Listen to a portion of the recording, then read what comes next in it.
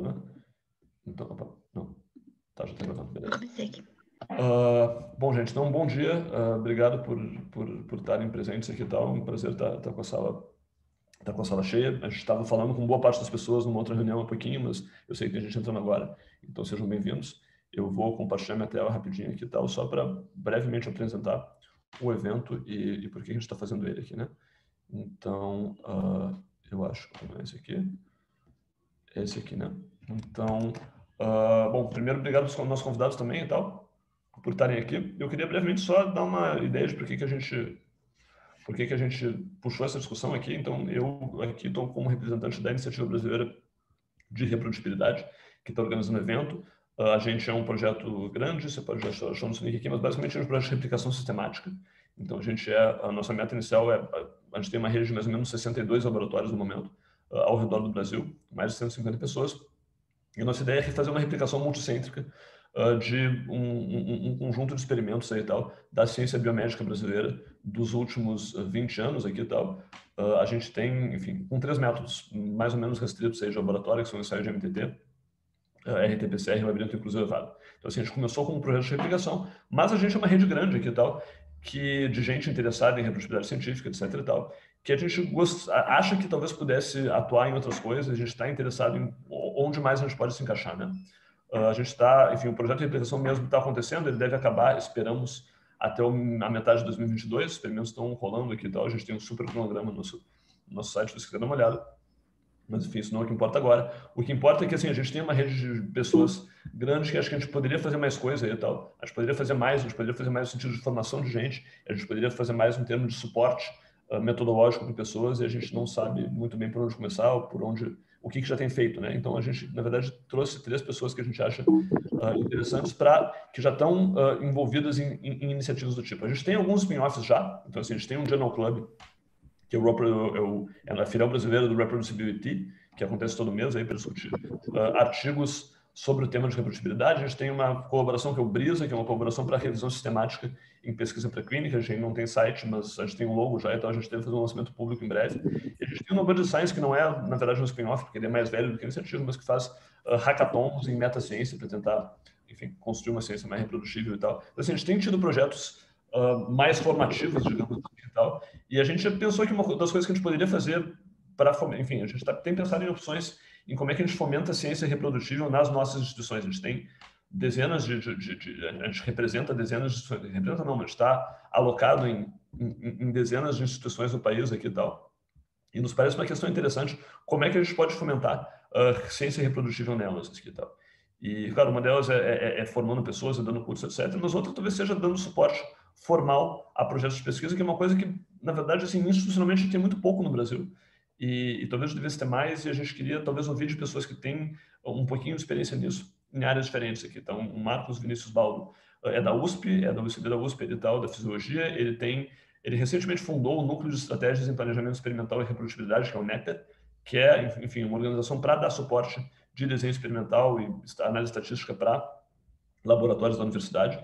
A Ana Gober foi da USP por muito tempo, foi do Einstein, onde ela também trabalhava com apoio à pesquisa, que é uma coisa que o Einstein acho que faz bem e faz formalmente, assim, faz institucionalmente. Hoje ela tem uma consultoria independente. O Michael Schussel trabalha em Oxford na Equator Network, na verdade também é uma instituição que é o seu modo dá suporte metodológico numa área específica, que é reporting, né? E que a gente trouxe de fora também para ver, enfim, como é que as coisas funcionam no exterior, que acho que, enfim, acho que talvez sejam, eventualmente pode ter bons exemplos ou maus exemplos, mas para seguir ou não seguir no Brasil aqui, tá? Então, sem mais delongas, eu queria falar, a gente pode seguir, acho que a ordem do cartaz, então eu queria passar a palavra para o Baldo e tal, para ele começar, enfim, falar, cada palestrante vai ter uns 10, 12 minutos aí e tal, para falar sobre sua experiência individual aqui e tal, e como é que você enxerga o problema, e depois, enfim, para a gente ter bastante tempo para discussão aí e tal, até as 11h30 depois. Então, se ninguém, enfim, Baldo, você pode assumir, a gente vai meio que controlar o tempo aqui.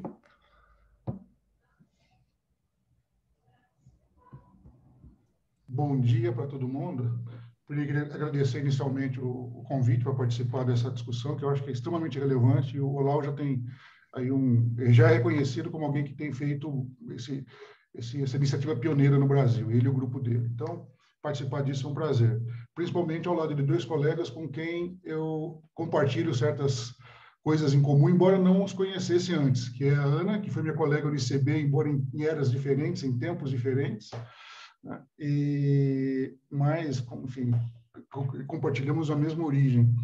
E o Michael, eu passei um sabático em Oxford uns anos atrás, então, embora também não conhecesse ele lá, mas eu morava perto de onde ele está agora, provavelmente. Então, eu estava a alguns passos aí do escritório dele. E eu vou compartilhar a tela, porque eu não quero tomar o tempo precioso de todo mundo. Então, para compartilhar aqui, como que eu faço no Zoom? É share screen, achei. Eu acho que é isso aqui.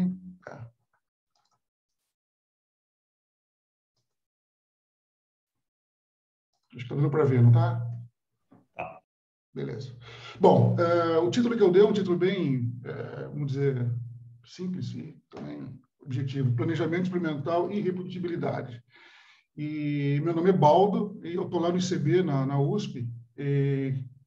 Estou no laboratório de fisiologia sensorial, trabalho com neurociência, mas eu tenho esse interesse já há muito tempo na parte, vamos dizer, mais metodológica, que envolve toda a parte da investigação científica, não só estatística, mas também um pouco de filosofia da ciência, que é uma coisa amadorística para mim, mas que eu gosto muito e acho que é fundamental. Então, eu vou começar apresentando um modelo ingênuo de investigação científica, porque eu acho que é uma coisa ingênua. Por quê? Porque ela é muito simplista, o que eu vou apresentar tem uma certa linearidade que não existe na investigação científica. Mas vai ser útil para entender o que eu tenho feito ultimamente e qual que é o meu objetivo atual. Então, se a gente imaginar que toda investigação começa com uma pergunta, que tem vários sinônimos, a gente pode chamar de tese, problema, teoria, hipótese. Essa pergunta, quando ela é bem concebida, ela deveria levar a um planejamento experimental, inicialmente.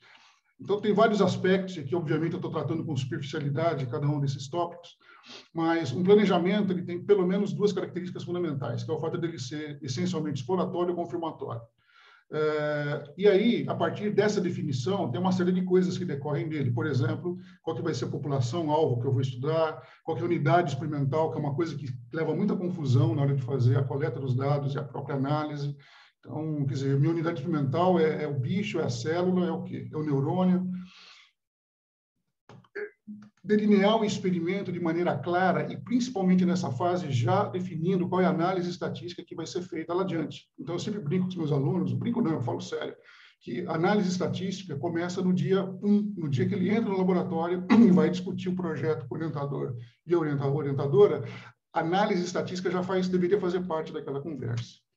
Depois disso, pode levar a um estudo piloto, que eu coloquei entre parênteses, porque ele não é necessariamente obrigatório, mas, de qualquer forma, com o estudo piloto ou com outras fontes de informação, seria importante estimar o tamanho do efeito que você quer obter, o que você pretende obter, o que seria o mínimo efeito que você gostaria de ter, e, é claro, o tamanho de uma amostra. Claro que isso depende um pouco do delineamento experimental, dele ser exploratório, confirmatório, como eu disse, mas isso seria uma coisa importante que se ter em mente. Uma vez indo para o experimento principal, obviamente, há necessidade de você minimizar erros de vários tipos, evitar a pseudo-replicação e, é claro, rejeitar dados sempre com muito cuidado. Eu coloquei 3 coisas aqui, mas, obviamente, a coleta de dados envolve muitas outras. Eu coloquei essas 3 porque elas são, de certa maneira, importantes porque é o objetivo que eu quero chegar.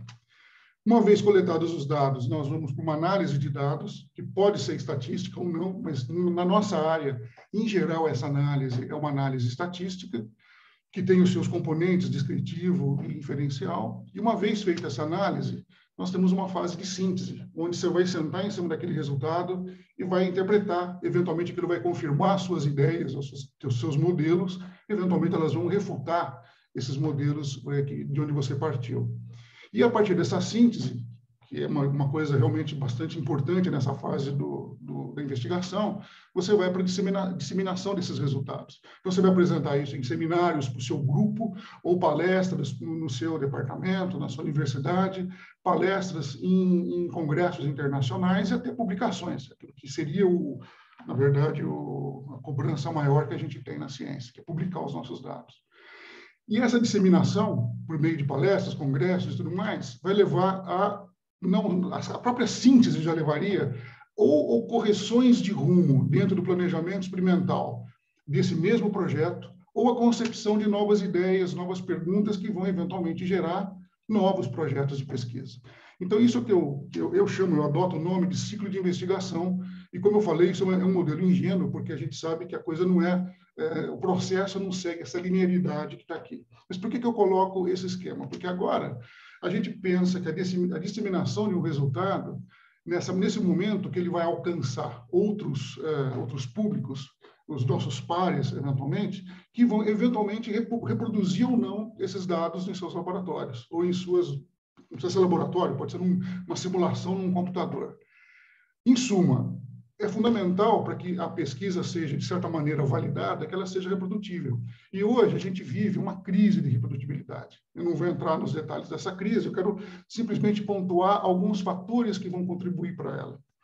E um fator inicial é o próprio planejamento experimental, ou seja, o delineamento inadequado faz com que você tenha um ponto de partida já eventualmente ruim para o seu projeto de pesquisa. Então, se você não define bem se o seu projeto é um projeto exploratório ou confirmatório, isso já leva a complicações no futuro. Se o estudo piloto não foi feito e nem foi suprido com informações da literatura, por exemplo, você pode partir já de um projeto com baixo poder estatístico.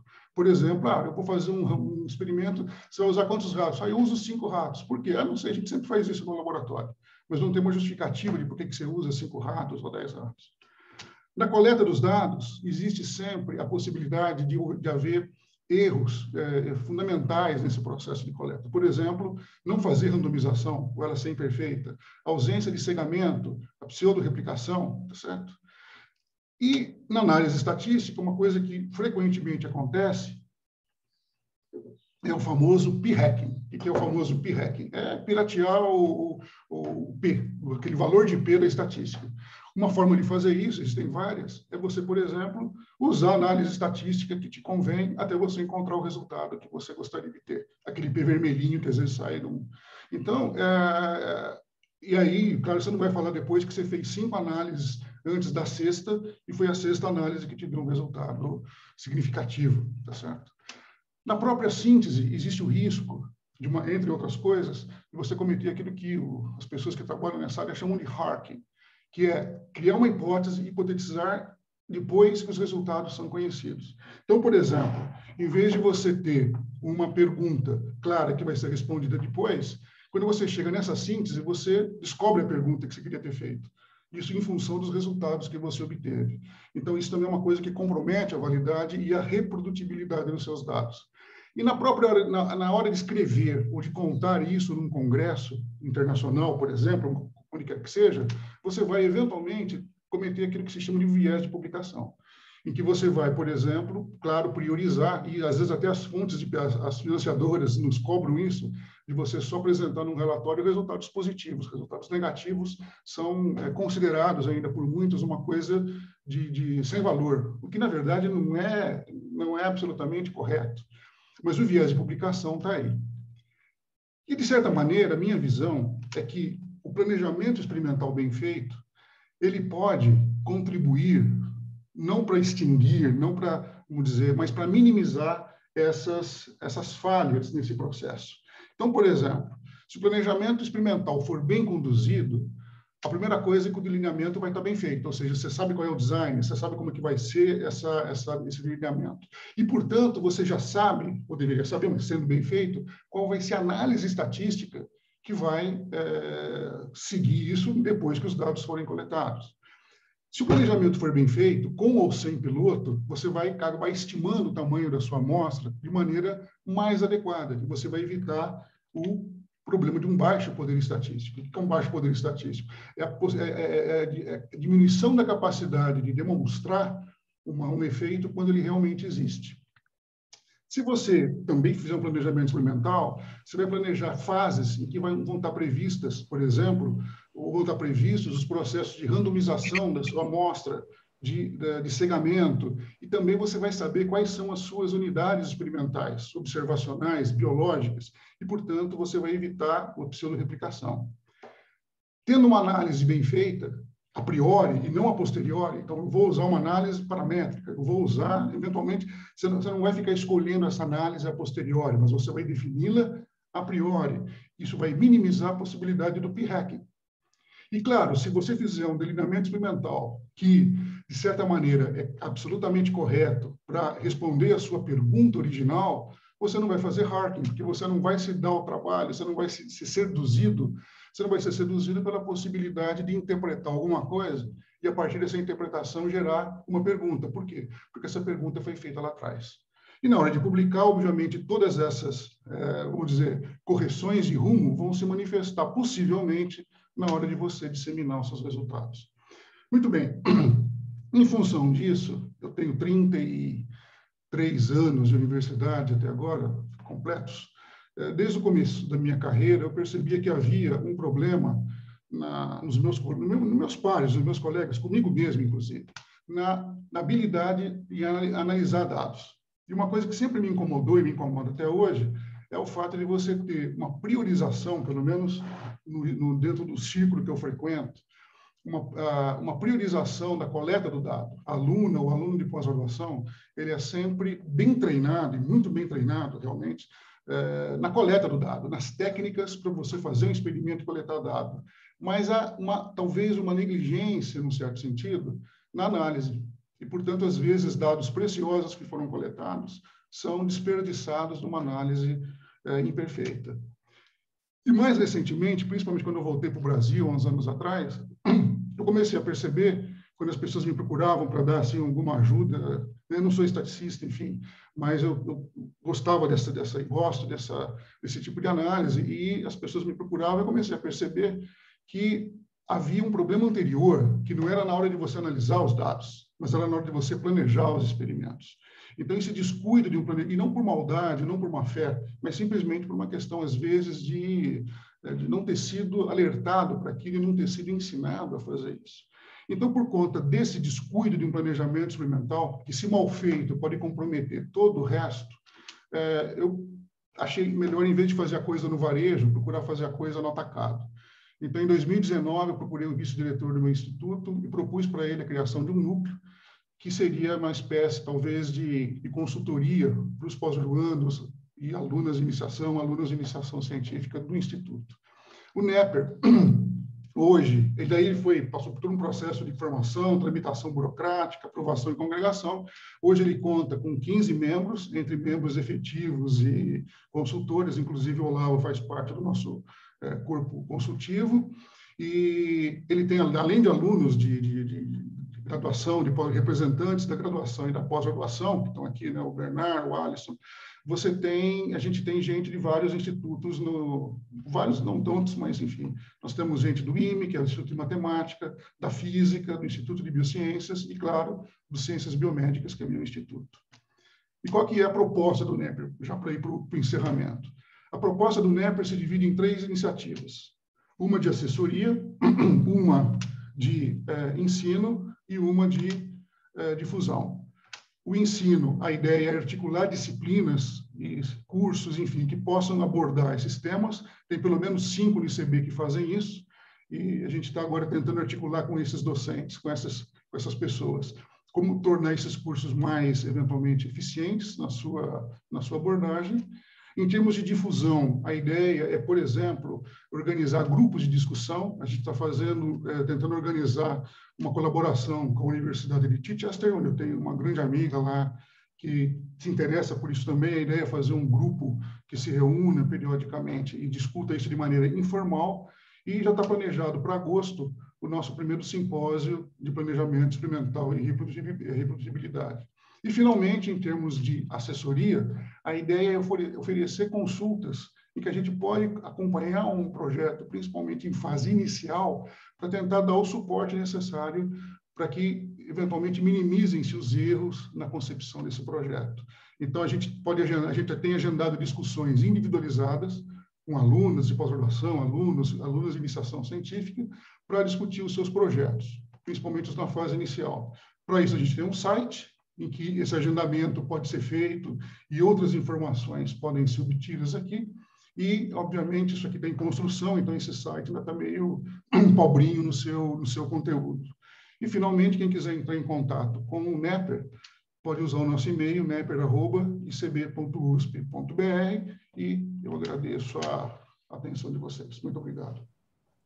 Obrigado, Baldo. Então, acho que a gente passa para os outros dois, já que as apresentações são curtas, a gente pode fazer as 13 e depois ter perguntas no final. Vocês podem ir mandando no chat aqui se alguém tiver alguma pergunta já e tal, para não esquecer. Podem ir fazendo. Ana, você segue aí.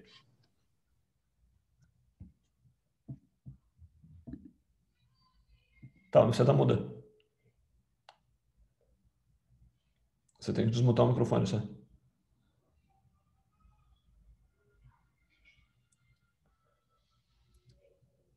Você segue muda, né?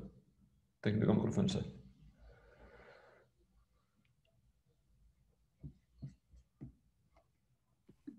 Pronto. Então, bom dia a todos.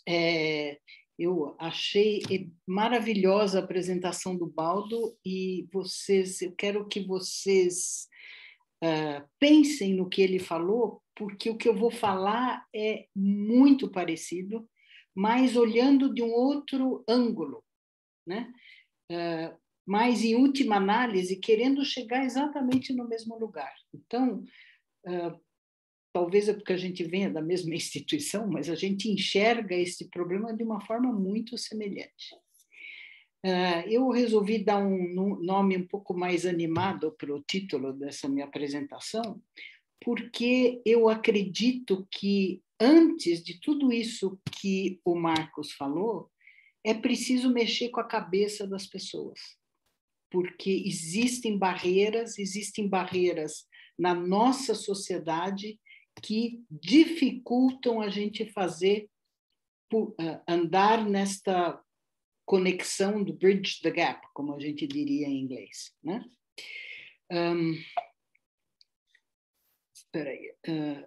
Então, em primeiro lugar, eu declaro meu conflito de interesses abertamente. Eu fui recentemente, por causa de pandemias, etc., desligada lá do Einstein e resolvi montar uma consultoria de integridade científica e qualidade em pesquisa, porque é a minha crença profunda de que a qualidade e a integridade científica são os pés, você tem que fincar nesses pés para atingir a reprodutibilidade e a qualidade daquilo que a gente produz em ciência. Então, tem várias formas de me achar aqui. E por que eu acredito isso? Então, eu quero mostrar para vocês que tem um fio condutor, né, que a gente tem que seguir para... Deixa eu diminuir aqui, porque está me atrapalhando meu slide. Pronto.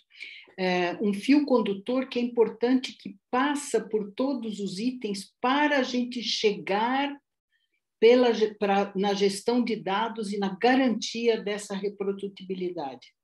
Então, quando a gente perde a integridade científica, as consequências são muito importantes. A primeira delas é a corrupção da informação científica.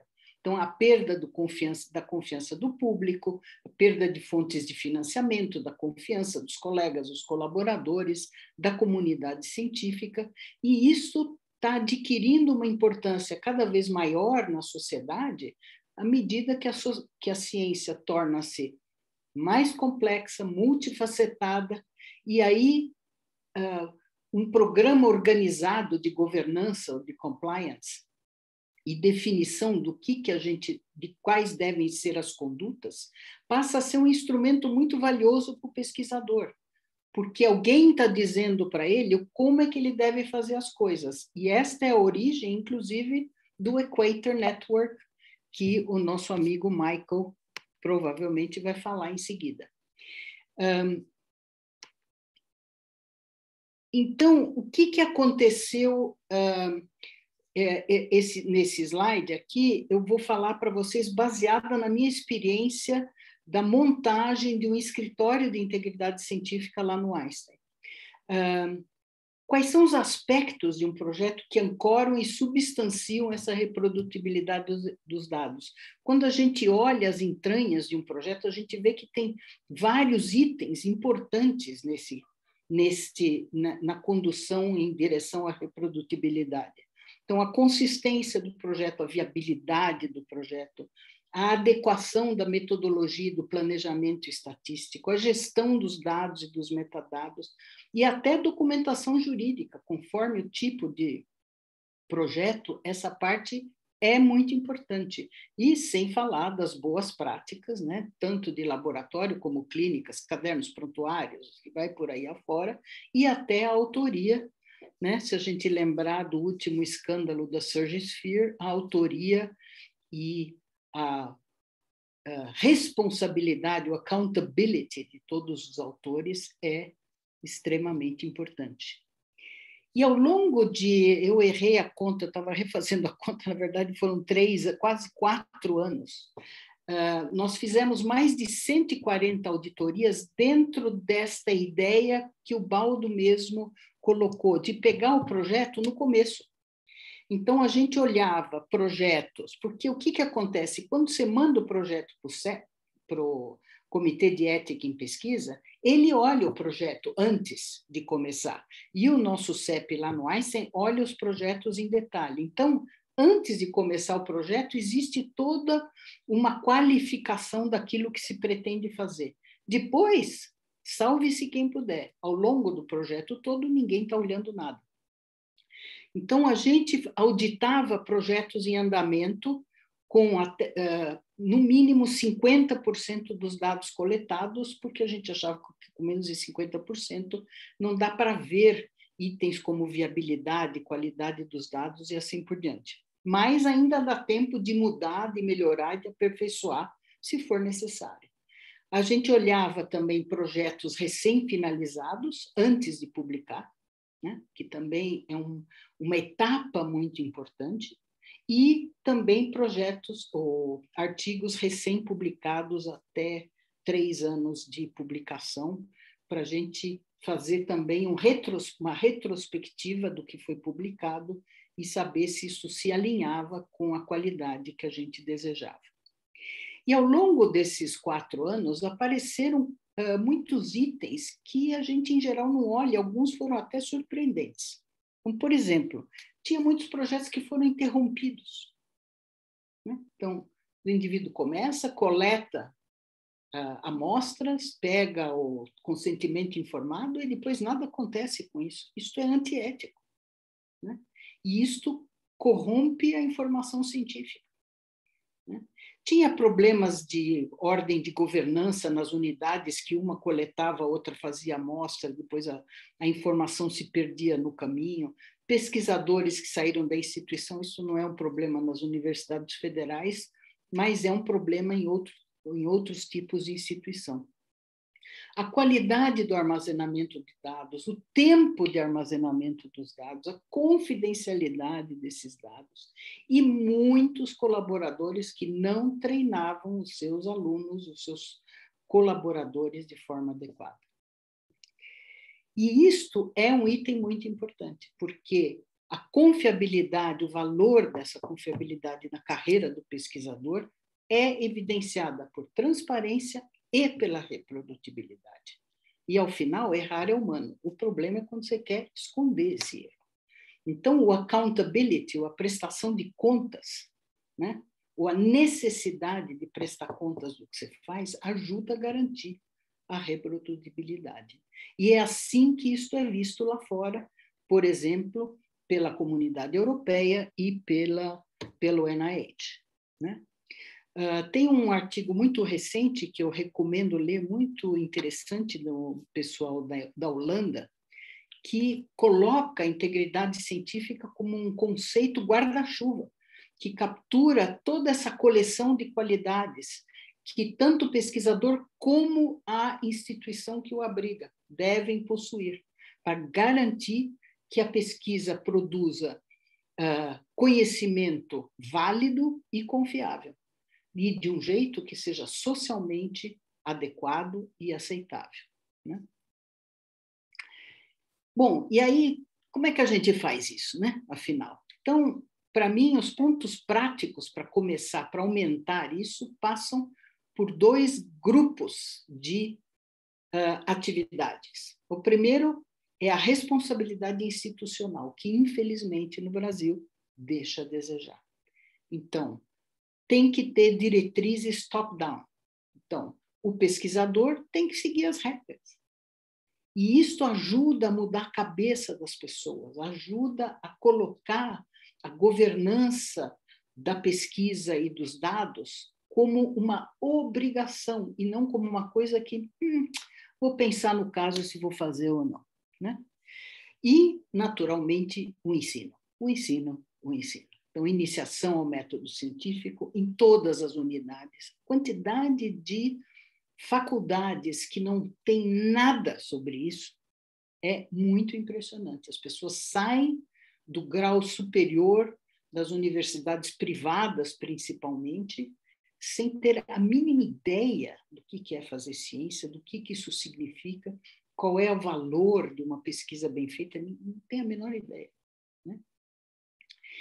Núcleo de estatística e planejamento, eu concordo com o Baldo, isso é absolutamente essencial. A quantidade de gente que se propõe a fazer projetos e não pensa na viabilidade daquele projeto, se ele vai gerar dados de valor ou não, é muito grande ainda. E educação continuada, tem que bater ferro, como é que é? Tem que malhar no ferro, né? Eu puxei essa piadinha aqui do New York Times porque eu achei ela maravilhosa. Porque eu acho que a gente tem que começar a ensinar desde o começo. A gente pode ensinar na escola, a gente pode ensinar no colégio, a gente pode ensinar no primeiro ano da faculdade. A gente tem que fazer isso o tempo todo, né? Que é a mentoria e a educação continuada, para formar indivíduos que dão valor à qualidade de conhecimento que a ciência produz, né? É assim que a gente muda a cabeça das pessoas, dos pesquisadores e da sociedade. E para quebrar essas barreiras, a gente quer, no final, alcançar os princípios que a gente chama de FAIR, né? Então, dados que são acessíveis, que são reutilizáveis, enfim, né? Para dados abertos, a gente tem 5 passos, né? Pré-registro, pré-publicação do protocolo de ensaio, pré-publicação de cópia antes da submissão final do artigo, acesso ao plano de análise de dados, acesso ao código de análise, acesso aos dados brutos, sempre acesso, transparência, né? E para alcançar a reprodutibilidade. E, naturalmente, a revisão interna antes da publicação. A gente ainda sofre na nossa sociedade do medo de se expor. Fazer ciência é viver fora da zona de conforto. Então, para mim, esta ainda é a maior barreira que a gente precisa quebrar para alcançar uma qualidade, uma excelência da pesquisa brasileira mais abrangente. Não estou dizendo que não tem pesquisa excelente, tem muita, mas falta muito, a gente tem um largo caminho para andar. É isso que eu tinha a dizer. Obrigada. Obrigado, Ana. E acho que podemos passar para o Michael, então, e depois começamos a discussão aí. Valeu, Olavo. Deixa eu compartilhar aqui. Onde é que eu share screen? Ok.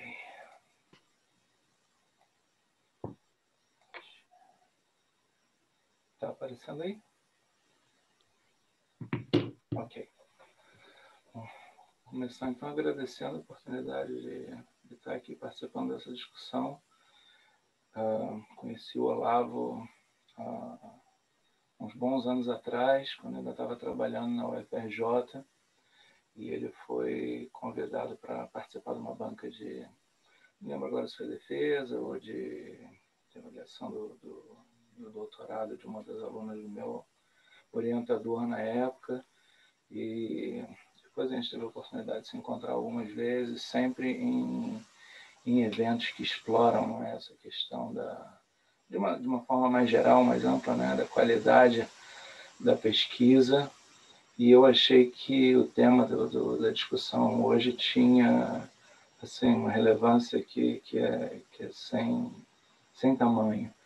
E dessa forma, também agradeço as apresentações, tanto do Baldo quanto da Ana, porque ambas foram... Bom que eu vou pegando com vocês os nomes, para poder, eu quero pegar, ver se vocês têm imagem da época, de quando vocês entraram, e do ano seguinte, para a gente poder tentar... Ok. Ambas foram excelentes e cobriram uma parte essencial, não é, da discussão que eu não tinha planejado em cobrir, que é o princípio, não é, da pesquisa, por que a gente faz, como é que a gente faz, ou pelo menos como é que a gente deveria fazer. Então, acho que encadeou legal. Agora, o que eu pretendia, não é, falar era mais numa perspectiva de um pesquisador brasileiro que já está vivendo fora do país há quase uma década. É por isso que eu dei esse título engraçadinho à apresentação. Também vou começar fazendo um pouco de declaração de conflito de interesses, né?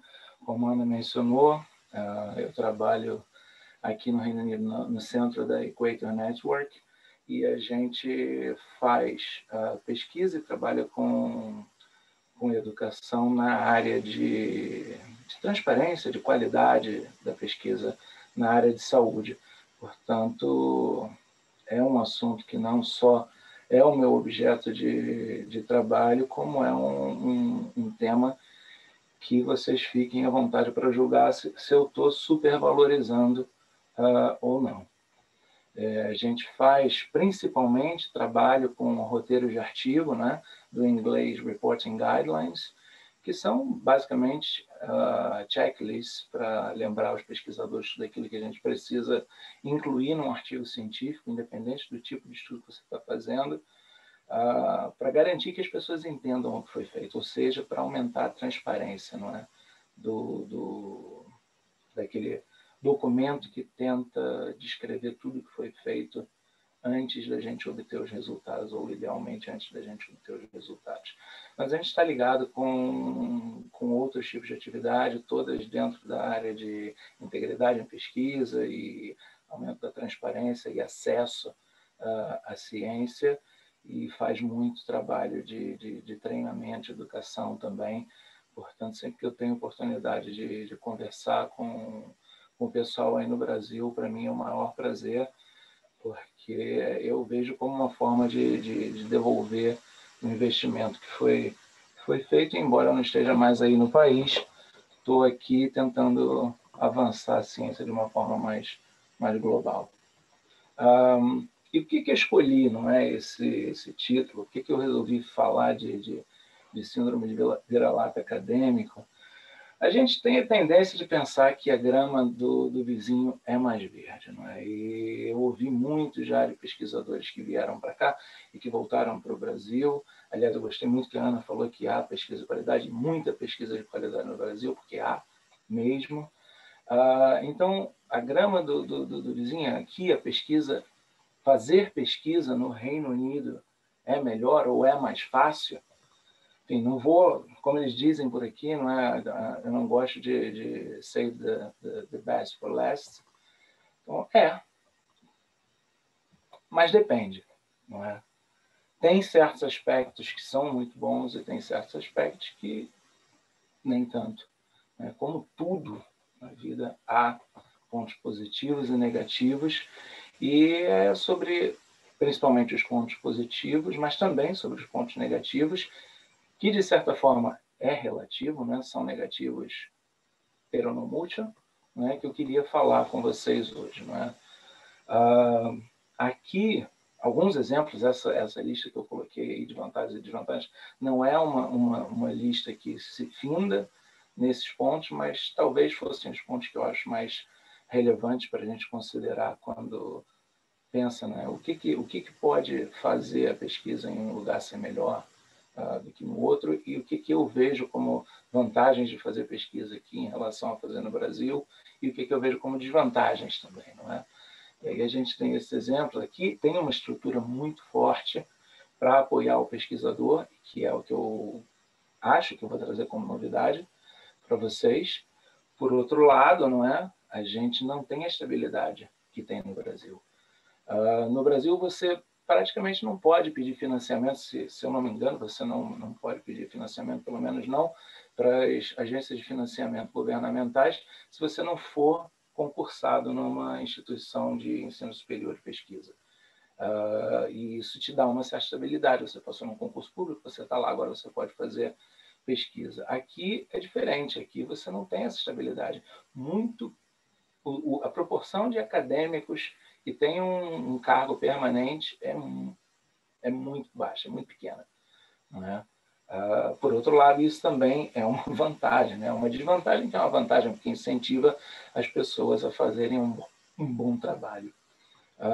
Há muito incentivo à colaboração, tanto nacional, interna no departamento, interna na instituição e em nível nacional, quanto internacional.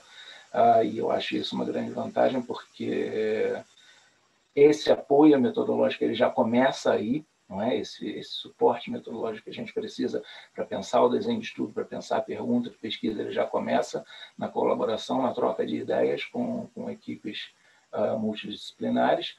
Por outro lado, também a competitividade aqui é muito grande, não só em termos de financiamento,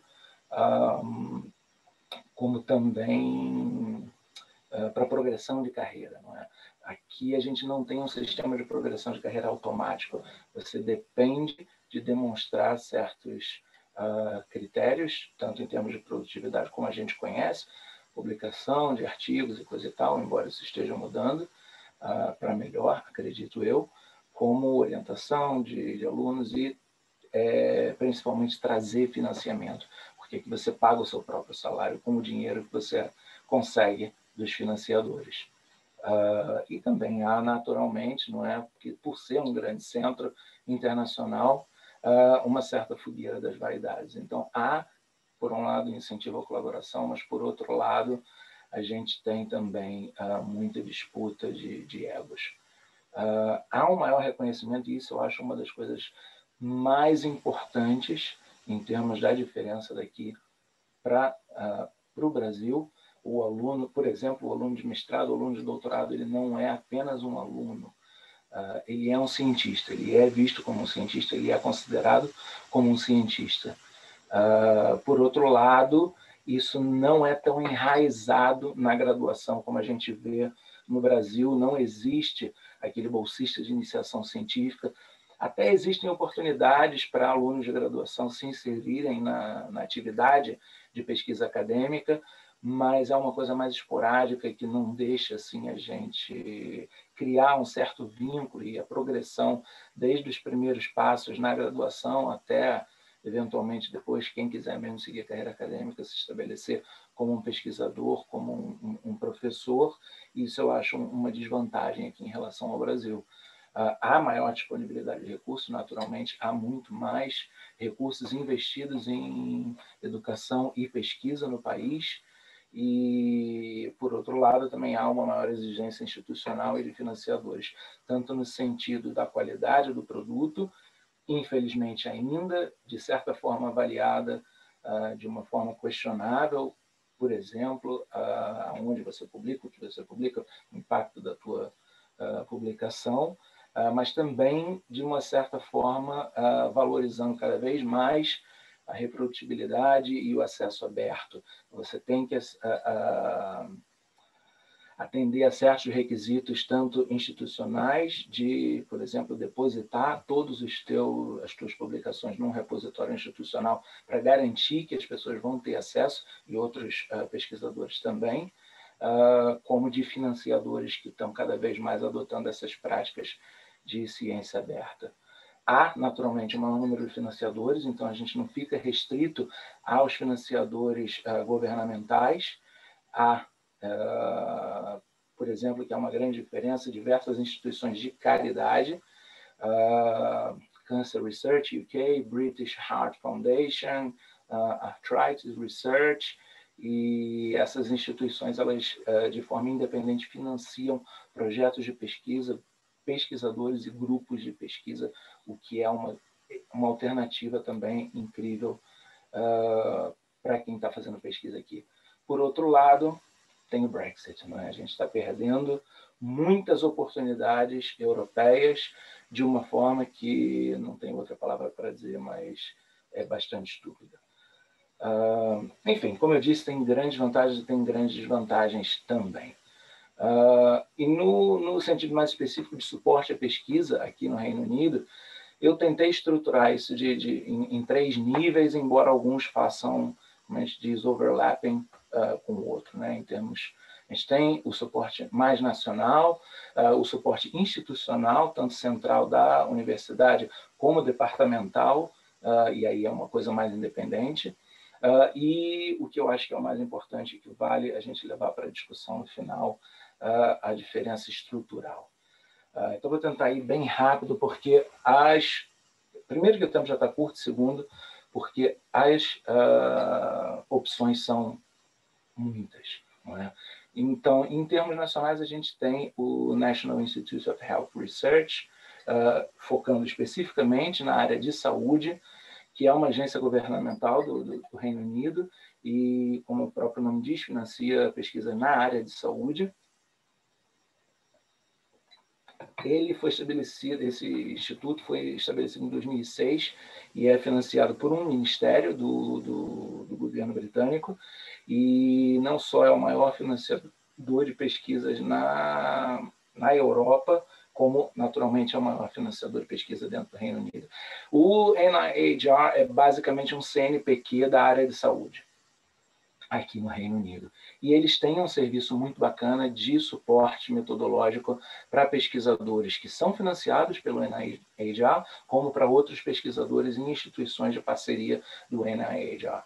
E esse tipo de suporte ele é feito por especialistas, né, experts na área de metodologia e de questões mais específicas, como, por exemplo, a estatística, que foi já comentado pelos apresentadores anteriores, que são financiados, comissionados justamente para dar esse tipo de suporte. Portanto, são contratados pelo NIHR para dar esse tipo de apoio a pesquisadores, tanto financiados do NIHR como não. Esse tipo de suporte ele é dado diferenciado para áreas mais clínica e epidemiológica e para áreas de pesquisa básica, dentro da pesquisa na área de saúde, e são serviços bastante similares, embora com um foco um pouquinho diferente, dependendo do teu objeto de investigação. Mas são serviços que são comissionados e você pode fazer uso desse tipo de serviço de graça. Isso é uma coisa sem preço, literalmente, não é? Por exemplo, né, para a área de pesquisa epidemiológica, tem esses profissionais que são comissionados para fornecer orientação no desenho do estudo, na escolha dos métodos de investigação, mas também para identificar oportunidades de financiamento, dependendo da tua pergunta de pesquisa, e para encontrar, por exemplo, para encontrar representantes de grupos de pacientes e do público, que é algo que está sendo cada vez mais valorizado na hora de avaliar uma proposta de financiamento de pesquisa. Para a área básica é mais ou menos a mesma coisa, mas o foco é um pouquinho diferente, principalmente para métodos para desenvolvimento de novos métodos de avaliação, de diagnóstico, e principalmente com foco na consideração da propriedade intelectual e no valor comercial desses produtos, né, derivados desse tipo de pesquisa. E aí, fazendo como eu disse, fazendo primeiro overlap em termos de nível, né, nacional ou institucional, a gente tem também o serviço que é prestado pelo Medical Research Council, o MRC. Eles têm já não é tão individualizado como o NIHR e é baseado em centros de pesquisa, grupos de pesquisa, às vezes, que são estabelecidos e financiados por essa agência de financiamento, e eles têm, de uma forma mais geral, esse Guidance Pack, que eles dizem, online, funciona mais ou menos como uma biblioteca da Equator para Reporting Guidelines, mas esse Guidance Pack é uma coisa mais abrangente, com diversos recursos que são importantes para qualquer pesquisador dentro da área, principalmente Clinical Trials, que é o maior foco do MRC, considerarem na hora de desenhar os estudos. Então, você tem basicamente uma enciclopédia de recursos que você pode consultar na hora de você fazer o seu desenho de estudo. Mas eles também têm um serviço de orientação mais individualizado, mas aí mais focado mesmo na área de clinical trials. Em termos de consultoria, não é? E aí já partindo para um nível mais institucional mesmo, há diversas diferentes, em diversos níveis diferentes e em diversos focos diferentes. Eu escolhi aqui ressaltar o de estatística por eu ser estatística e estar mais por dentro disso. Na Universidade de Oxford, por exemplo, você tem o serviço prestado no Imperial College, desculpa, de Londres, você tem o serviço de consultoria prestado pelo Departamento de Estatística, que é uma consultoria mesmo face a face, 1 a 1. Você tem esse serviço similar na University College London e esse serviço similar na Universidade de Oxford. Em alguns casos, esse serviço de consultoria é pago, em outros casos, dependendo das parcerias que os departamentos e as instituições têm entre si, esse serviço é gratuito. E dentro das instituições, pelo menos aqui a minha experiência com a Universidade de Oxford, você tem esse serviço que é maravilhoso, que é o Research Support, o Research Services da University. Você tem um apoio em todos os níveis, desde o início, na hora de você pensar e começar a preparar uma grant application, e não necessariamente só a questão técnica de preparar o teu pedido de financiamento, mas de pensar o desenho de estudo também. E aí você tem todos esses serviços que vão estar relacionados ao processo de verificação dos critérios da tua application, até os serviços de verificação de atendimento aos requisitos dos financiadores da agência de financiamento. Depois, lá na frente, quando você estiver publicando, se você precisa publicar uma revista Open Science, se não, se você tem que depositar, se não, você tem toda essa estrutura dentro da universidade para te ajudar a gerir essas questões mais administrativas, mais burocráticas, que, como eu disse, é o que eu acho mais importante, que é a questão estrutural, como está organizado aqui nas universidades de uma forma geral, e o que eu posso falar mais na Universidade de Oxford, que é onde eu estou, é a questão do apoio técnico-administrativo que você tem. Tá? Desculpa aí, Olavo. Você já estourou o tempo aí, tá? Só se você puder acabar em 1 minuto ou 2. Só falta 2 slides só, cara. Desculpa aí. Essa questão mesmo do apoio técnico-administrativo, não é? Você tem um time que está contratado para te dar suporte em termos de comunicação, tem um time que está contratado para te dar suporte em termos de gerir o financiamento, um time que está contratado para te dar suporte na hora de fazer compras de materiais. Você tem toda essa estrutura técnico-administrativa valorizada, e o que eu acho que é muito bacana, muitas vezes é mais valorizada do que o próprio cientista. Muitos desses técnicos administrativos têm um cargo permanente, têm uma progressão de carreira mais interessante até do que a do acadêmico. E eles liberam, não é, o acadêmico para fazer pesquisa. E eles, com essa estabilidade, estão felizes fazendo esse tipo de coisa. Eu vou deixar esse último comentário que eu tinha, caso vocês tenham alguma pergunta mais específica. Era mais um comentário de como é que as coisas funcionam no nosso departamento, mas isso deixa para lá. Enfim, em resumo, o que eu acho, né, que a gente tem que tirar dessa conversa das diferenças entre fazer pesquisa no Brasil e fazer pesquisa fora. A grama do vizinho só é mais verde quando a gente não cuida da nossa, não é? A gente sempre tem algo a aprender, independente de onde quer que a gente esteja, independente da estrutura que a gente tenha a fazer pesquisa, e há sempre espaço para melhorar. O que eu acho que é o mais importante é valorizar o profissional, coisa que ainda fica devendo, eu acho, no Brasil, e aí já puxando um pouquinho para outro tipo de conversa, mudar os critérios de avaliação acadêmica vão favorecer muito certas questões que são diferentes, como a colaboração e a forma como os cientistas fazem pesquisa, até para evitar aqueles atalhos, né, que o Baldo comentou na primeira apresentação, e fazer a ciência como ela deve ser feita. Então, eu vou encerrar aqui a fala com essa quote, né, do Doug, que foi o fundador da Equator Network. A gente normalmente está tão ocupado fazendo pesquisa que a gente acaba não tendo tempo para pensar na pesquisa que a gente está fazendo, mas isso não pode ser. A gente precisa investir tempo pensando em como é que a gente está fazendo pesquisa. Desculpa, gente, passei um bocado do tempo, mas era isso que eu tinha para falar. Tudo bem. Bom, estou um pouquinho atrasado no tempo, mas se todo mundo puder ficar um pouquinho mais, acho que está de boa, assim, também não foi nada tão estratosférico. A gente está aberto para perguntas aí, tá? Acho que tem um debate muito rico para ser feito aí, tá? Eu, antes de começar as perguntas, gostaria de fazer um comentário. Essa última parte da apresentação do Michael é aquilo que a gente no Brasil hoje chama de núcleo de apoio ao pesquisador, né? Que a FAPESP bateu na mesa e disse tem que ter, né? O problema é que tudo no Brasil acontece muito devagar, né? E essa estrutura de núcleo de apoio do pesquisador não precisa de tanta gente, não. Só precisa estar bem bolado.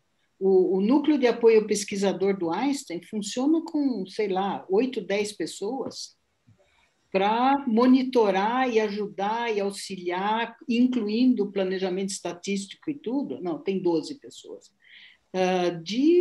Ao em torno de 400 projetos em andamento continuamente.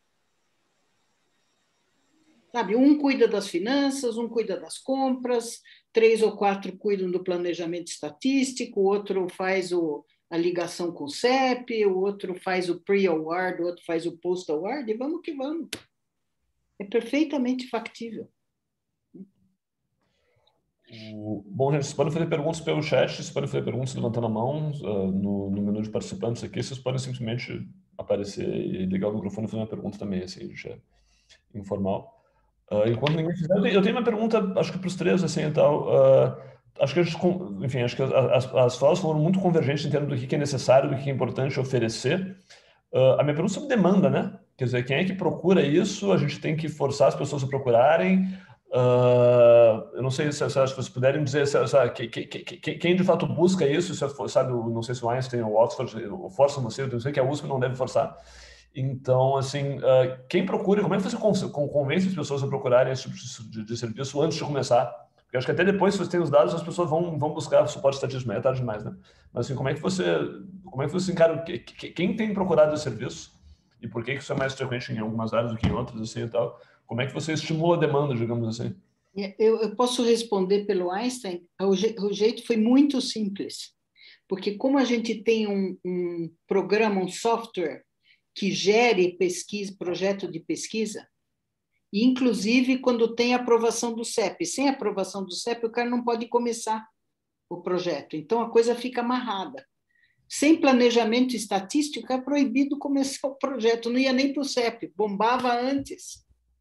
Então, o sujeito é obrigado a entrar no NAP, é obrigado a entrar com o projeto no aplicativo, lá no software, no banco de dados, é obrigado a passar por dentro do núcleo de apoio à pesquisa para chegar no CEP. E com isso resolveu. É isso que eu estou falando de top-down, entendeu? Acabou a discussão. Não quero saber. Um monte de gente reclamou. É uma burocracia, não sei o quê, não sei o quê. Depois de 1 mês, 2 meses, todo mundo acostumou e resolveu. É top-down mesmo, porque as pessoas não querem sair do seu dia a dia, da sua rotina, né? Parece um problema a mais. Baldo, Marcos, quer comentar?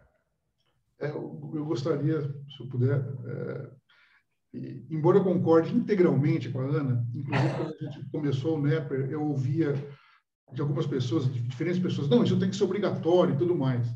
Eu sempre falava assim, olha, vamos começar devagarzinho e oferecer isso, até no próprio agendamento está lá, que primeiro que tem que ser feito com a anuência, pelo menos o conhecimento da orientadora ou do orientador, porque assim, o problema não são as alunas e alunos, são seus orientadores, são os meus colegas, principalmente da minha idade, certo? Os mais jovens, não sei também. Aceitam, é isso mesmo. Então, qual que seria a minha estratégia? Que ninguém me ouça lá no ICB. É começar oferecendo esse serviço de uma maneira... aquilo que a Ana falou, que tem que ensinar, o aprendizado, ensinar. O legal é que não é só ensinar estatística ou planejamento experimental. Tem que ensinar para essas pessoas a importância que isso tem. Porque antes de haver... tem que haver uma certa, vamos dizer, uma disponibilidade para eles aprenderem e usarem isso. Então... Meu receio é que, começando na fase assim, de top-down, eu concordo, isso ia criar uma resistência tão grande que toda a iniciativa ia fracassar. Então, a ideia é começar de uma maneira... Deixa eu me corrigir, nós não começamos top-down, nós fizemos esse processo. Começou devagar, olha, temos um núcleo de planejamento estatístico, por favor, procurem-nos, blá, blá, blá, blá. Esse processo levou... Eu falei dos últimos 3 anos e meio, mas o processo começou 5 anos. Depois de 1 ano e meio, cansou a beleza e a gente chega. Você é um ótimo exemplo que lógico. Lá, mas então... as pessoas já estavam cientes de que isso existia e que mais cedo ou mais tarde eles iam ter que entregar os anéis para não perder os dedos. Então, sabe, foi um processo. Agora, respondendo ao Olavo, em 10 segundos, não, eles não estão procurando tão espontaneamente assim. Eu diria, dada a quantidade de projetos que tem de ICB, a porcentagem de busca, de procura, por enquanto, do NEPER, ele já vinha funcionando desde outubro no meu departamento, e a partir de um mês atrás ele foi expandido para o ICB. A busca está muito baixa, talvez por pouca divulgação, tudo bem, mas talvez um pouco pela resistência. Não. O pesquisador acha que ele sabe tudo, que ele não precisa aprender nada. O buraco é mais embaixo. Só responder uma pergunta que fizeram no chat, o NEPER ainda não está aberto para fora do ICB, nem para outros institutos ainda. A ideia é que seja, mas a gente está indo um passinho de cada vez. Então, para não roubar e não conseguir carregar o que roubou, a gente vai, aos poucos, talvez oferecer para outros institutos depois. Então, a gente está ainda de certa maneira, se constituindo de maneira mais firme, depois vai oferecer isso para outros lugares. Michael, você quer comentar sobre a demanda aí? Não, eu ia comentar que aqui é um bocado diferente, porque eu acho que tem uma grande diferença que faz com que as pessoas naturalmente estejam mais atentas a esse tipo de serviço, que é o fato de não ter tanta estabilidade. Ou seja, aqui os pesquisadores, a grande maioria dos pesquisadores depende de conseguir financiamento para poder bancar o próprio salário. Então, tudo que tiver disponível para ajudá-los a desenhar um estudo, a escrever uma grant application, a administrar o financiamento deles vai ser naturalmente mais procurado. Mas realmente há uma certa resistência, principalmente daquele professor emérito que faz a coisa da forma que sempre fez há 2, 3, 4 décadas, mas isso está mudando. Isso está mudando em parte por conta da forma que mencionei, não é, que eu acho que é super importante, forma como a avaliação acadêmica está sendo feita, e em parte porque uma nova geração de pesquisadores está naturalmente substituindo, e as pessoas estão mais atentas para esses critérios que os financiadores estão adotando, no sentido de fazer a ciência mais reprodutiva, de fazer a ciência mais aberta. Mas, de uma forma ou de outra, a pesquisa que vai se adaptar. E aqui não falta, não falta esse tipo de apoio, não falta esse tipo de suporte. Na verdade, quando não é procurado, não é nem porque as pessoas não querem, nem sempre porque as pessoas não querem, ou porque não sabem, é porque a demanda é grande, a oferta é grande. Tem uma pergunta no chat da Luciana que eu acho que é interessante aqui, tá? Quer dizer, instituições públicas, que são geralmente mais burocráticas do que o Einstein, tá, etc. Quem devia tomar essa iniciativa? Se são os institutos, se são as pró-reitorias, se são os programas de pós-graduação? Acho que é uma boa pergunta. E como as agências de fomento podem se envolver nisso aí, tá? Eu acho que a FAPESP já começou esse processo, né? Porque, e de novo, a própria FAPESP, eu tive a ocasião de já conversar sobre esse assunto com um ou outro diretor lá dentro, eles também entendem que isso é um processo, né? É uma batalha pelas mentes e corações dos pesquisadores, dos técnicos, dos professores, dos diretores, na verdade, de todo mundo. Então, eles têm um plano. Então, começa com o NAP, depois, olha, para não sei o que, agora começaram com os dados, né? Tem que ter repositório de dados, aí depois vem a próxima etapa. Eles estão indo por partes, por entender que não adianta entrar com tudo, porque não se consegue. É isso que o Marcos está falando e o Michael, né? Na medida que o indivíduo percebe que ele precisa disso, ele entra no time. Mas leva tempo. É um processo. Eu gostaria só de complementar uma coisa que a Ana falou, que é verdade, a FAPESP já tem, inclusive, o manual de boas práticas e tal. E, embora a minha impressão é que ainda está faltando, claro, já está implantando isso gradualmente, talvez um próximo passo seria uma preocupação maior com o delineamento instrumental, que eu não sei se a gente vê, às vezes, como assessor da FAPESP, eu vejo projetos que não estão adequadamente delineados, e aí, por minha conta, opinar sobre aquilo, mas não existe uma coisa mais centralizada na FAPESP, ainda nesse aspecto. E respondendo à pergunta da Luciana, que eu conheci no início da formação dela, é um prazer reencontrá-la aqui. Eu acho que todos os níveis poderiam tomar essa iniciativa. Mesmo que não tome iniciativa, tem que apoiar. Então, tem que ser pró-reitoria, instituto e FAPESP, como a Ana já começou a dizer. Acho que isso daí deveria ser uma coisa que deveria permear todos esses níveis. E se algum deles tomar essa iniciativa, é importante que essa iniciativa se expanda para os demais, senão não vai ter muita consistência no projeto, né? É isso. Respondendo a Beatriz,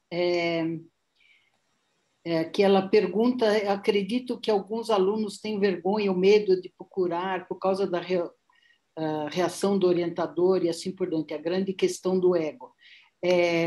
Eu concordo. Uma coisa que a gente fazia lá no Einstein, que foi assim desde o dia zero, quando eu cheguei lá em 2009, a gente fazia reuniões científicas obrigatórias, que acredite se quiser, não tinha,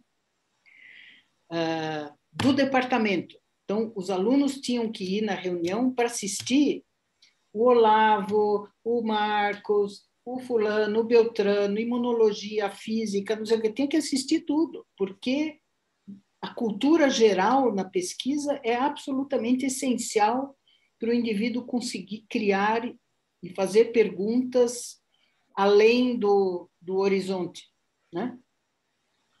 E aí a gente estabeleceu uma ordem de perguntas. O primeiro a fazer pergunta era o aluno.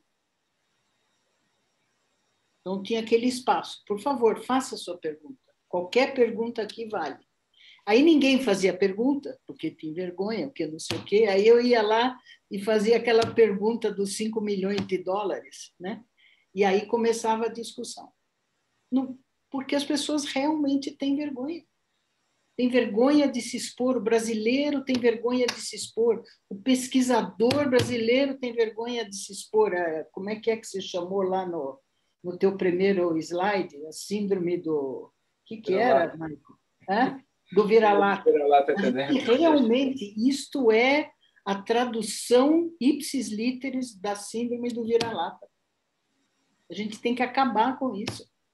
Olha, só complementando rapidinho aqui, Ana, eu acho que também tem uma outra questão, que é a forma como, e isso eu mencionei, eu acho, na apresentação, a forma como o aluno é visto, não é? No momento em que o aluno começa a ser visto como um profissional da ciência, um cientista, um pesquisador, além de aluno, isso naturalmente dá uma confiança maior e uma independência maior. Isso depende muito da relação aluno-orientador, e há também uma grande diferença. Eu vejo, na minha experiência, claro, biasada, mas a minha experiência é que a relação aluno-orientador no Brasil é muito mais maternal ou paternal do que é aqui. Aqui você vê os alunos como parceiros de pesquisa, como assistentes de pesquisa, pessoas que estão desenvolvendo uma carreira acadêmica e que estão ali para contribuir no teu grupo de pesquisa, não para fazer o que você manda, não é? Então, isso naturalmente dá uma confiança maior e uma independência maior. Eu acho que isso faz uma grande diferença na forma. Além de vira-lata, é filhote de vira-lata, né? Eu tinha um slide no começo, lá quando eu cheguei lá. Eu vou até tentar depois recuperar esse slide, porque ele era interessante. Eu tinha uma lista de profissões possíveis para quem estava fazendo pós-graduação, que não era fazer pesquisa acadêmica. A lista ocupava um slide inteiro. Porque tem um monte de coisa aqui. Você precisa da formação, você precisa ter a iniciação científica, ter vivido o processo para você ser um bom profissional depois, em todas essas áreas de apoio ao pesquisador, entre outras coisas. O Michael tocou em um ponto de avaliação científica, né? E mencionou como isso como um driver. Claro, o seu driver mais óbvio de melhorar a qualidade, você levar isso em conta na avaliação, assim, e tal. Você disse que você acha que está melhorando no UK. Como exatamente, assim, e tal? O que você acha sendo levado mais em conta? E depois, se os outros puderem comentar o que dá para mudar no Brasil, assim, acho que talvez seja um tópico importante, né? Sim.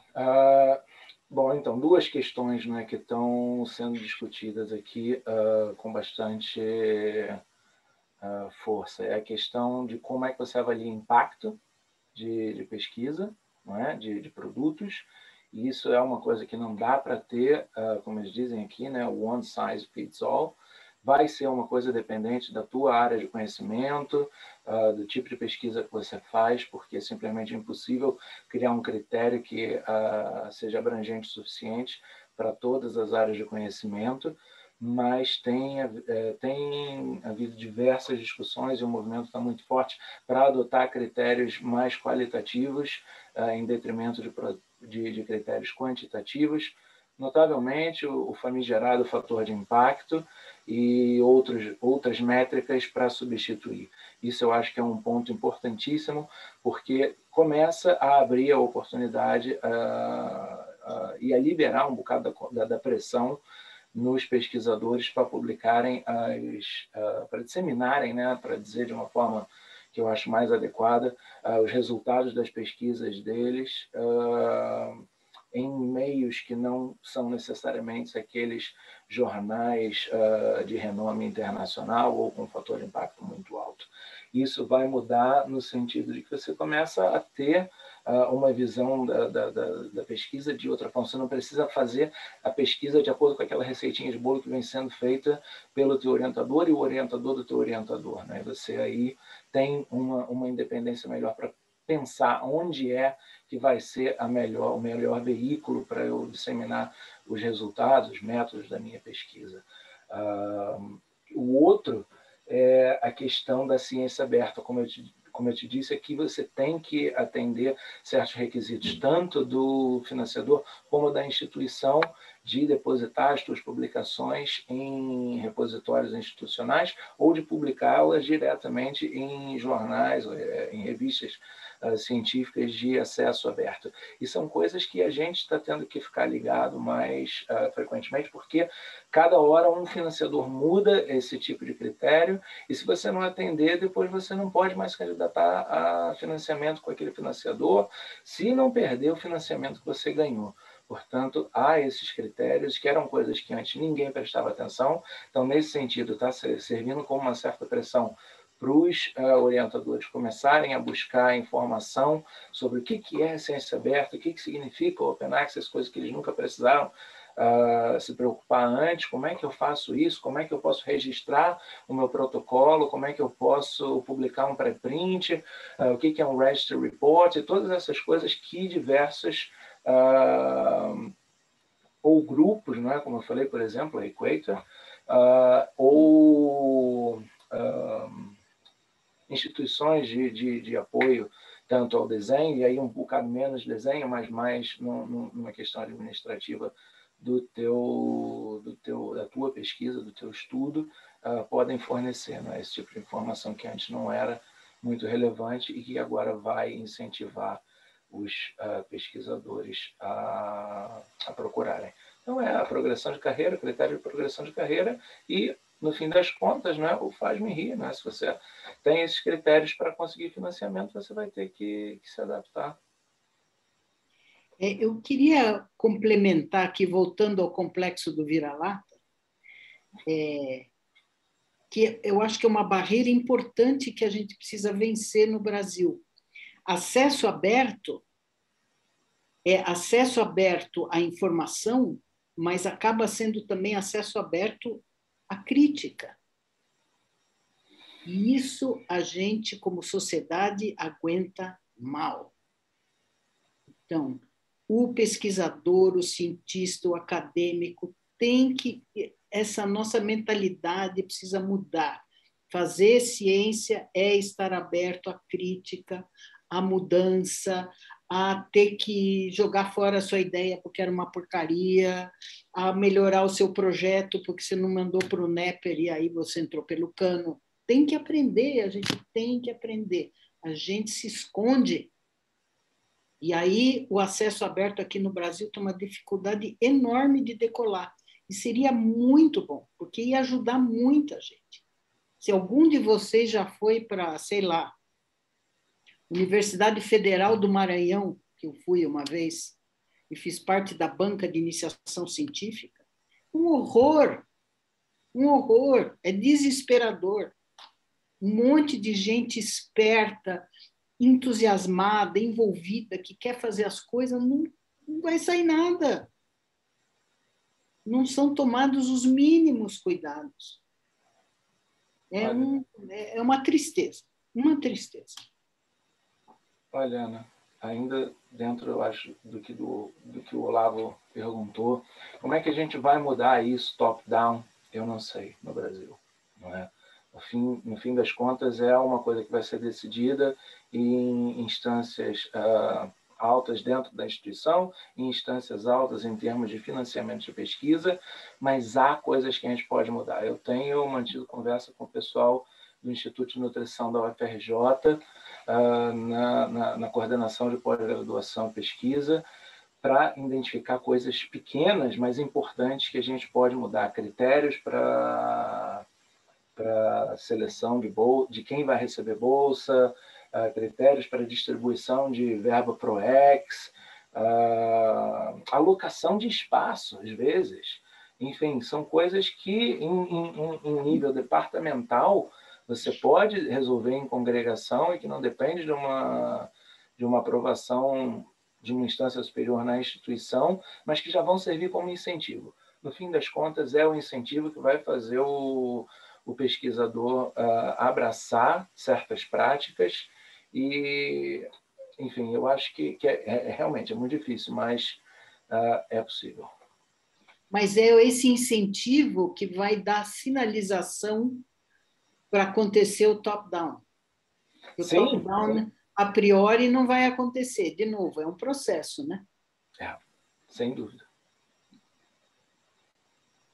Bom, olha, não sei se ainda tem tempo ou se eu posso, mas tinha uma pergunta aqui. Acho que é importante, pegando o gancho da coisa das universidades distantes, etc. e tal, e heterogêneas, a Ana Carolina pergunta aqui, será que se disciplinas como citadas pelo professor Baldo e seus slides, se abertas a pesquisadores de outras universidades, poderia ajudar a melhorar o cenário todo das pesquisas? Quer dizer, a gente tem tido, como eu coloco ali, com a pandemia, muito mais reuniões online e acho que muito mais acesso ao conteúdo, assim, e tal. Vocês veem isso como um caminho possível e, enfim, o que dá para fazer nesse sentido?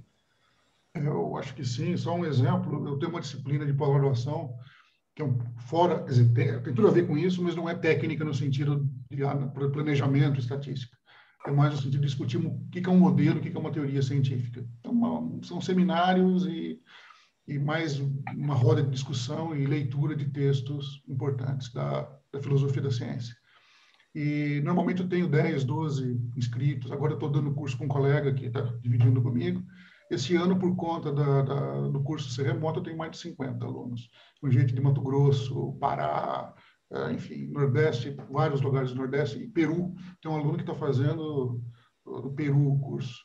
Então, eu acho que, certamente, um efeito colateral da pandemia positivo, num mar de tragédias, é o fato da gente aprender a usar melhor essa ferramenta, que eu acho que vai, com certeza, expandir e ajudar esse bottom-up, talvez, envolver todos esses assuntos. É isso. Eu aproveito para convidá-los, porque eu estou pensando seriamente em criar um EAD, um curso EAD, dentro da minha consultoria, justamente para abordar esses temas e oferecer, se pagar melhor, mas se não pagar, paciência, justamente para, sabe, criar essa rede de interesse, um network de interesse e de ligação, né? Porque a gente tem que expandir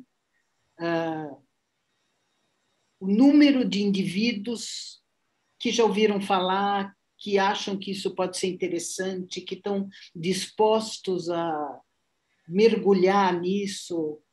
É gente, é número. Nós somos muito poucos, né? Mesmo a sua iniciativa, Olavo, se você for pensar em termos de números de laboratórios fazendo pesquisa experimental no Brasil, você pegou um recorte, um pequeno recorte, né? Eu faço minhas as palavras do Baldur também. Eu estou dando aula para mais de 50 pessoas em muitos lugares do país. Pela primeira vez eu divulguei a disciplina no Facebook, Twitter, etc. E tal. E apareceu muita gente, é legal, assim, e tal. Claro, assim, não tem como atender todo mundo, que é meio prática. Mas uma coisa que a gente estava, na verdade, discutindo antes do debate começar aqui é justamente isso. A gente tem que mapear isso, né? Então, assim, talvez a gente tenha que fazer um esforço de ver. Tem muita gente fazendo, assim, tal. Tem disciplinas legais em vários lugares, tem cursos, tem iniciativas. E talvez a primeira coisa fosse fazer um mapeamento e juntar as pessoas, né? E talvez a gente possa, inclusive, usar a lista de e-mails de inscritos nesse webinário aqui para mandar esse mapeamento, porque uma coisa que a gente estava falando na reunião anterior, então, acho que assim, encontrar essas coisas e talvez juntar as 20, 30, 40, 50 pessoas que estão fazendo isso ao redor do Brasil de formas diferentes, com especialistas diferentes, e botar para conversar aqui, tal, para saber, vamos fazer um curso de AD legal aqui, tal, vamos tentar incorporar isso aqui tudo. Eu acho que é um objetivo bem louvável, assim, e tal. Mas acho que a primeira coisa é tentar descobrir. O Baldur lançou 5 aqui e tal. Talvez eu conheça mais 5, mas se todo mundo botar 5 aqui e tal, daqui a pouco a gente tem 50, né? Então, e aí talvez tenha uma massa crítica para fazer alguma coisa acontecer. Só fazer um comentário. A galera do SF fez recentemente, né, um Excel grande, colaborativo, que a galera preenchia. Open Roots, Networks, Grassroots, uma coisa assim. Enfim, mas a ideia é, tipo, recursos de várias pessoas de vários lugares, colocando cursos que conhecia ou recursos online, etc. Tem uma coisa brasileira que seria interessante. Né? Você tem o link aí? Eu acho que eu já vi isso em algum lugar, mas eu não... Science Knowledge Base também, que eu acho que agora eles estão formalizando isso um pouco mais como uma grande central de recursos de ensino. Mas, assim, não é de cursos, né? Pelo que eu entendi, são, tipo, materiais, slides, vídeos e tal. Uhum. Deixa eu botar o link aqui.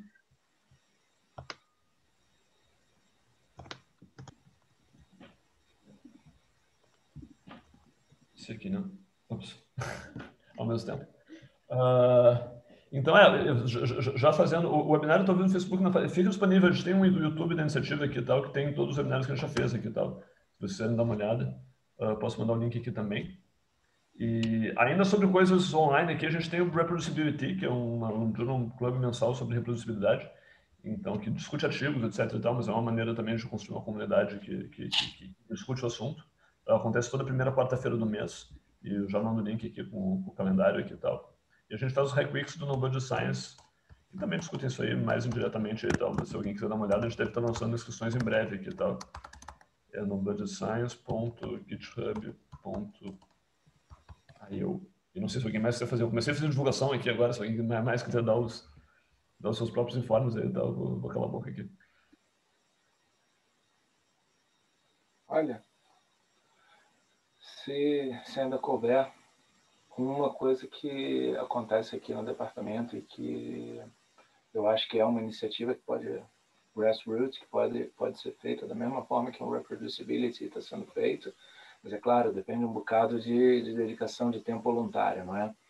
É o que eles chamam aqui de mock panel. Você faz uma simulação de uma entrevista, e aí pode ser para uma candidatura de mestrado, uma candidatura de doutorado, para aplicação, para candidatura de financiamento, e é uma oportunidade que o pesquisador tem para identificar furos no projeto dele. Né? Eu acho que isso funciona bem no mesmo no mesmo esquema de um reproducibility. Você envia o teu projeto, quem estiver a fim de participar, dá uma lida, dá uma olhada e chega no dia e faz perguntas, você discute a questão metodológica do teu projeto. Isso é uma coisa que acontece aqui, que eu pulei, porque eu achei que era um bocado específico demais, no nível departamental, que não é necessariamente, não é uma orientação metodológica, mas que no fundo serve como isso, quando você tem um interesse específico de aplicar para financiamento, mas que é facilmente adaptável para outras situações. A gente fazia isso lá no Einstein também, nas reuniões científicas. Uhum. O indivíduo tinha que apresentar, e podia ser um projeto que nem começou ainda. E aí todo mundo discutia. Os primeiros tremiam feito uma vara verde. Depois acostuma, né? Acostuma com a ideia.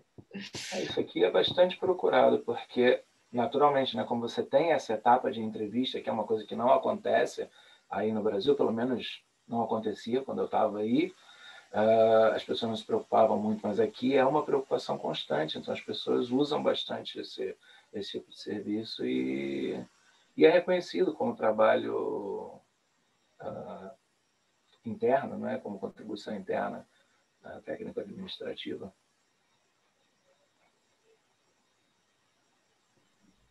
Gente, mais perguntas aí e tal? Tiveram alguns comentários no chat, mas não era uma pergunta formal. Alguém acha... Ups, agora apareceram vários. Alguém pensa o tempo de execução de um mestrado é um fator que poderia dificultar a qualidade dos trabalhos para pesquisadores novos? Enfim, questão de tempo, se o tempo da produção é suficiente para aprender técnicas, escritos acadêmicos e, enfim, questões mais elaboradas de reprodutibilidade. Bom, só, eu podia dar uma resposta do tipo sim, ponto, sem contextualizar, mas só contextualizando, eu acho que isso mudou na minha geração. Mestrado às vezes duravam 4 anos, 5 anos, na matemática às vezes 5, 6 anos. E agora, eu acho que é criminoso pegar um aluno, uma aluna que tem que fazer um projeto com 2 anos e exigindo publicação. Então, eu acho que é uma inversão de valores. Eu não vou entrar nessa discussão, que isso daí, para mim, eu vou começar a falar palavrão aqui, não é legal porque está gravando. Então, CAPES e todo um... Enfim, existe uma coisa... Isso daí... Esse é um problema que, inclusive, dificulta esse bottom-up que a Ana falou, porque ninguém vai ficar perdendo tempo e ficar refinando o projetinho e vendo se vai fazer randomização, se vai fazer não sei o quê, se o orientador está enchendo o saco para publicar o troço e voltar em congresso internacional. Então, isso não é só um problema, isso é um crime. Na minha opinião, isso está matando a criança. A linha dos ovos de ouro. Exatamente, é isso. Nós fizemos uma iniciativa lá no Einstein que pode ser interessante, eu acho, para ser pensado aí. Como tem muito projeto FAPESP, a gente tinha uma verba, reserva técnica institucional enorme. E a gente, por 3 vezes consecutivas, abriu um edital para alunos, para projetos piloto, para primeiros projetos, para testar ideias novas, com financiamentos pequenos, 15 mil, 20 mil, sei lá, para comprar os reagentes, o cara testar a ideia. E aí, isso estimulava violentamente os alunos a botar suas ideias, discutir com os seus orientadores, criar um projetinho para testar, para fazer exatamente o que o Marcos falou. Tem que fazer um projeto piloto. E esses projetos, com os seus primeiros dados, aí davam entrada na FAPESP e ganhavam dinheiro. Então, no fundo, a gente botava o dinheiro upfront e recebia de volta depois. É um ciclo virtuoso, né? Legal. Gente, já é meio-dia, assim, talvez a gente tenha que ir encerrando aí e tal. Não sei se vocês querem fazer palavras finais aí e tal. Não vou a lugar nenhum. Alguém pergunta para o Michael se os pesquisadores brasileiros são bem vistos no Reino Unido aí e tal. Sim, de uma forma geral, sim. Eu acho que isso tem muito a ver com o fato da gente aprender a fazer pesquisa na garra, né? Eu lembro de infelizmente, quando o grupo de pesquisa estava começando a crescer, ter que usar o tempo de aluno de iniciação científica para colar notinha fiscal em folha de papel A4 que a gente tem que mandar para o FAPERJ. Isso é ridículo. Então, a gente aprende do mais básico até ao mais complexo na garra, né? Na marra. Quando chega aqui, você tendo mais tempo mesmo para investir, você deslancha.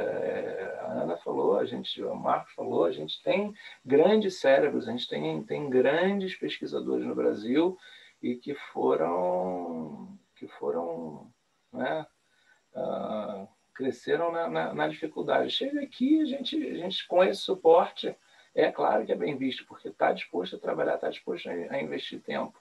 Mas é aquela coisa, né? Nem sempre. O pesquisador também precisa saber botar a cara a tapa e estar preparado para receber a crítica, porque a crítica vem mesmo e não é vergonha nenhuma. Então, também há essa diferença cultural. Quando a gente chega aqui, não dá para ficar com vergonha, tem que participar, tem que colocar a cara. E, no geral, isso acontece bem. Mas, claro, né, isso também vai da personalidade de cada um, e aí é difícil falar.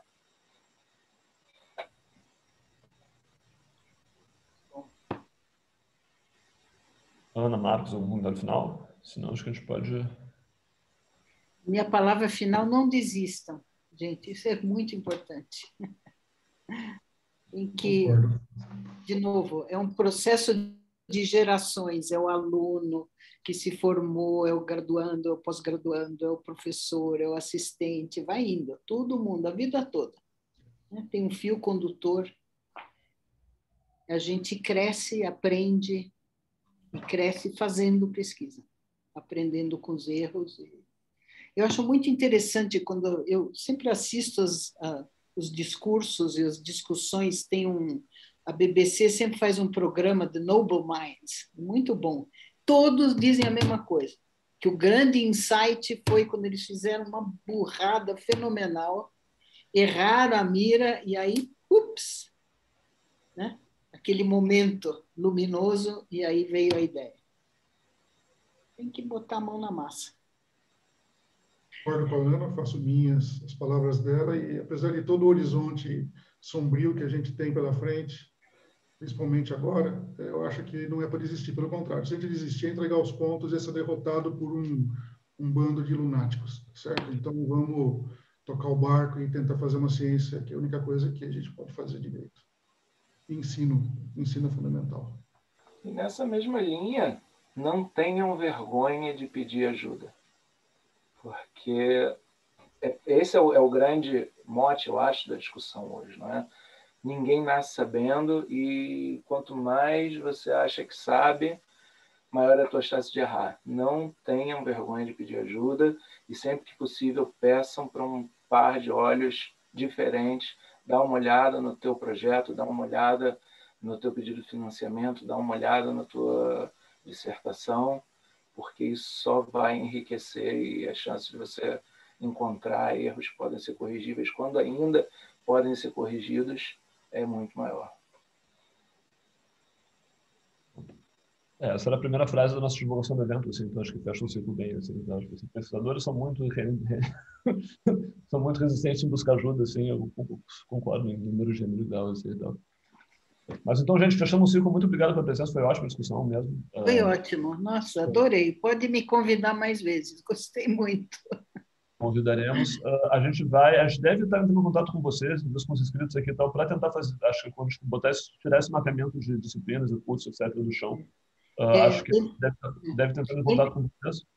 Eu até propus uma coisa um pouco nessa linha, não exatamente igual, para a Cristina, para o Serra Pilheira, porque tem um drive, né, para entrar lá, para ter o financiamento deles e tal. Eles têm um potencial de disseminação muito importante.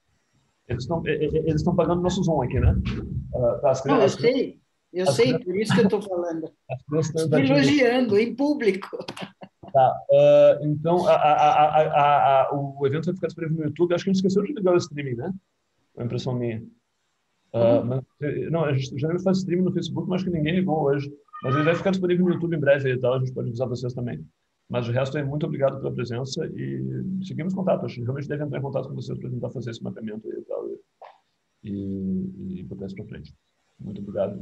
Obrigado, Olavo. Obrigado para todo mundo. Bom fim de semana. Obrigado. Tchau. Prazer. Obrigado, gente. Um abraço.